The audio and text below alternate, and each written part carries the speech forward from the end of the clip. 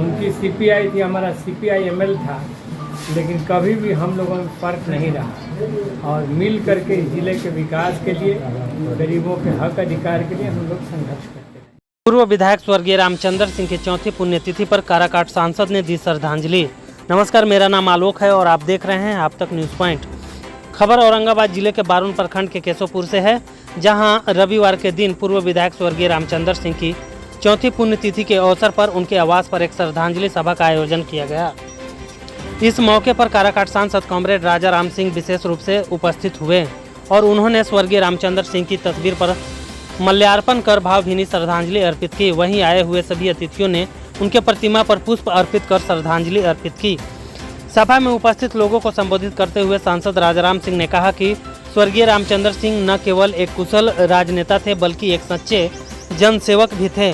उन्होंने हमेशा गरीब, किसान और मजदूरों की आवाज़ को बुलंद किया। उनका जीवन सरलता, ईमानदारी और संघर्ष की मिसाल था। कार्यक्रम की अध्यक्षता स्वर्गीय रामचंद्र सिंह के बड़े पुत्र शेखर कुमार, छोटे पुत्र राजू कुमार ने की। श्रद्धांजलि सभा में क्षेत्र के कई पंचायत प्रतिनिधि, सामाजिक कार्यकर्ता भी, शिक्षाविद, ग्रामीण उपस्थित थे। वक्ताओं ने स्वर्गीय रामचंद्र सिंह के राजनीतिक और सामाजिक योगदान को याद करते हुए उनके दिखाए गए मार्ग पर चलने का संकल्प लिया। वहीं इस मौके पर जिला कमेटी सदस्य जनार्दन महतो, सांसद प्रतिनिधि क्षेत्रीय पिंटू सिंह, अशोक कुमार, सांसद प्रतिनिधि नरेंद्र कुमार, पर्सनल सेक्रेटरी काराकाट राजू कुमार, अंचल मंत्री सीपीआई, पूर्व अंचल मंत्री कैलाश सिंह, विकास सिंह सीपीआई नेता, पंचायत समिति सदस्य अजय सिंह, शेखर कुमार, अखिलेश कुमार, बिजली यादव, धनंजय सिंह, संजय सिंह, मुन्ना कुमार, शशि कुमार, जितेंद्र सिंह, प्रिंस कुमार, दशरथ मेहता के साथ कई लोग मौजूद रहे। क्या कुछ कहा काराकाट सांसद राजाराम सिंह, आइए सुनते हैं। बाबू थे वो से, मैं था ओबरा से और रामचंद्र बाबू थे लखीमपुर, और मतलब आधा जिला कहिए कि लाल झंडों से रंगा हुआ था, पटा हुआ था, और एक अलग गरीबों का रुतबा था। उस समय ही बहुत सारी जगह पर गरीबों ने लाल झंडे गाड़ करके ज़मीन की मांग भी अपनी की, उस पर जीत हासिल की। आज के दौर में कहिए तो गरीबों से ज़मीन वो छीनी जा रही है इस नाम पर कि अब लैंड बैंक बनाना है। भूमि सुधार से लगभग सारी सरकारों ने परहेज कर लिया है। तो ऐसी परिस्थिति में एक कम्युनिस्ट नेता की बहुत याद आती है। ये लोग रहे तो बारुण से लेकर के हर जगह गरीबों की ज़मीन की लड़ाई पर लगातार लाल झंडों को लेकर के एकता बना करके हम लोग आगे बढ़े मिल करके। उनकी सीपीआई थी, हमारा सीपीआई-एमएल था, लेकिन कभी भी हम लोगों में फ़र्क नहीं रहा और मिल करके इस ज़िले के विकास के लिए, गरीबों के हक अधिकार के लिए हम लोग संघर्ष करते रहे। आज देश और कठिन परिस्थिति से जूझ रहा है। अमेरिकन टैरिफ इस देश पर लाद दिया गया है। देश की खेती को कमज़ोर कर देने के लिए, उसके सिस्टम को बिखेर देने के लिए अमेरिकन टैरिफ का दावा लगातार बढ़ रहा है। दिक्कत यह है कि भारत सरकार इसका कहीं भी विरोध नहीं कर पा रही, वो साइलेंटली उसको एक्सेप्ट कर रही है। और इसमें हमें निश्चित रूप से देश का किसान संकट में है। देश का किसान आंदोलन फिर से उन तमाम सवालों पर अपने को संगठित कर रहा है।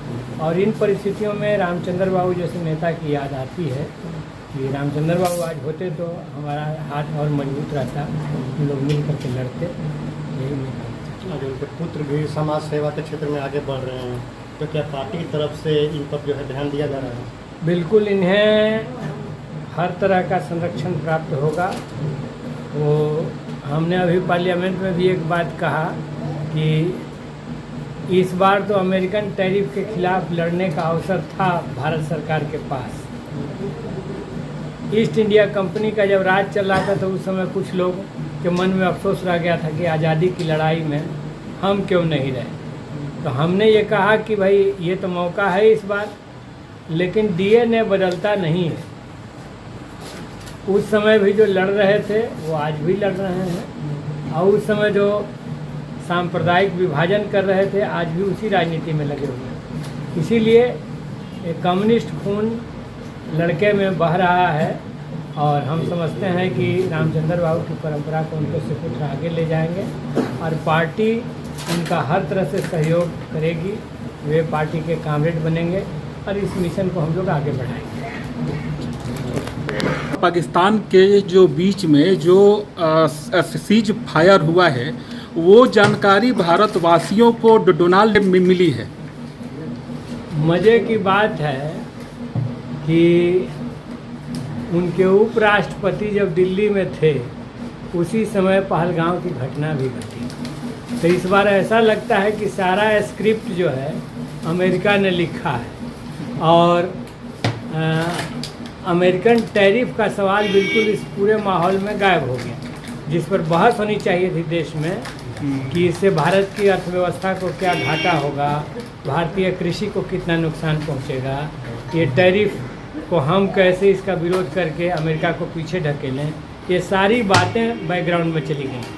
तो ऐसा लगता है कि जैसे पूरी स्क्रिप्ट अमेरिका ने लिखी, अमेरिका ने बाद में वो ऐलान भी किया कि अब युद्ध विराम हो गया, दोनों लोग बड़े महान हैं, दोनों देशों के साथ हमें अपना व्यापार बढ़ाना है।